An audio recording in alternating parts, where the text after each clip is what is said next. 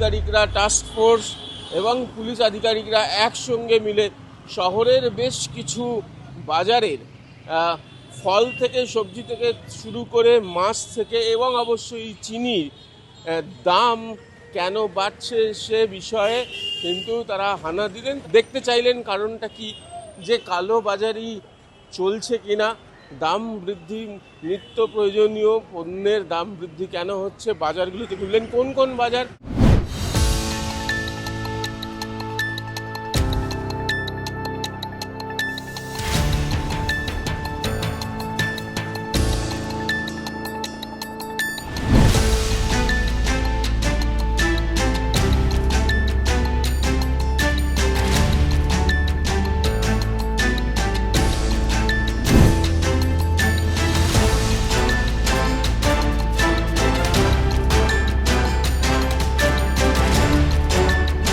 রাজ্যের বাজারে চিনির দামে আগুন। এই পরিস্থিতিতে চিনির দাম নাগালে নিয়ে আসার আশ্বাস দিলেন মুখ্যমন্ত্রী Suvendu Adhikari. Task force inactive হয়ে গেছিল, যা হয় সরকার চেঞ্জ হয়েছে, সেই টাস্ক ফোর্সকে সব অ্যাক্টিভ করা হয়েছে এবং আপনার রাইস মিল এবং চিনির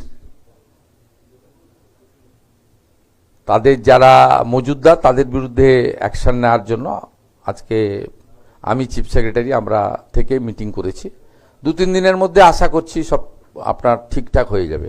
এটা ঠিকই ছিল, এই আপনার 2 সপ্তাহ একটু গন্ডগোল করেছে।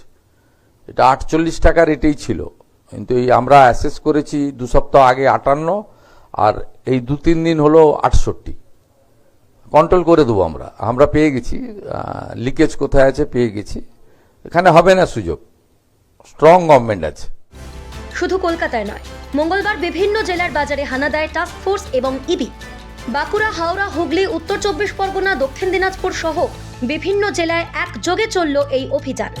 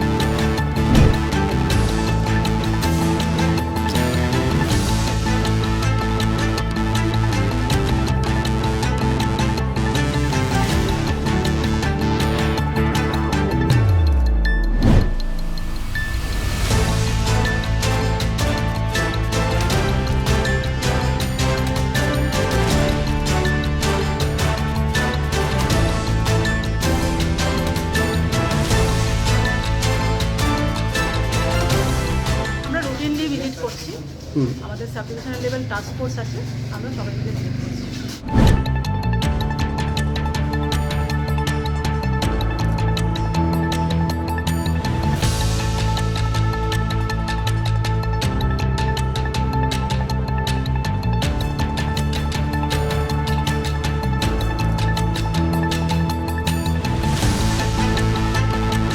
আমরা মাননীয় মুখ্যমন্ত্রী নির্দেশে বাজারে দাম দেখতে এসেছি কি যে কোনো জিনিসের দাম অস্বাভাবিক বেড়েছে কিনা।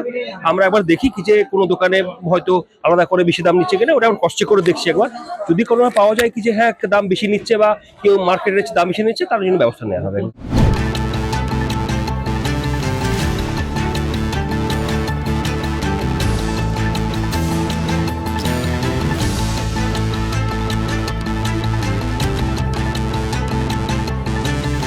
আমাকে জিজ্ঞাসা করলো পেঁয়াজ কত বেচছো, আমি 50 টাকা কিলো, যেরকম আমরা কিনি আমাদের 46-47 টাকা কিলো কেনা পড়ছে, ভাড়া দিয়ে 50 টাকা কিলো বেচছি, পাল্লা 240-35 এরকম বেচছি।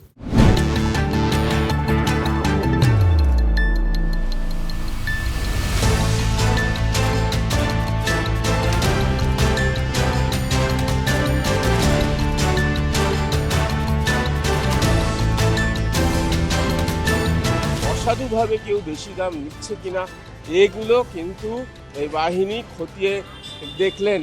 দাম নিয়ে কথা বলেছেন, কেন বাড়ছে, দাম কত দামে বিক্রি হচ্ছে, সেগুলো পুঙ্খানুপুঙ্খভাবে খতিয়ে দেখেছেন। প্রত্যয়ের সঙ্গে প্রীতম দে, এই সময় লাইভ।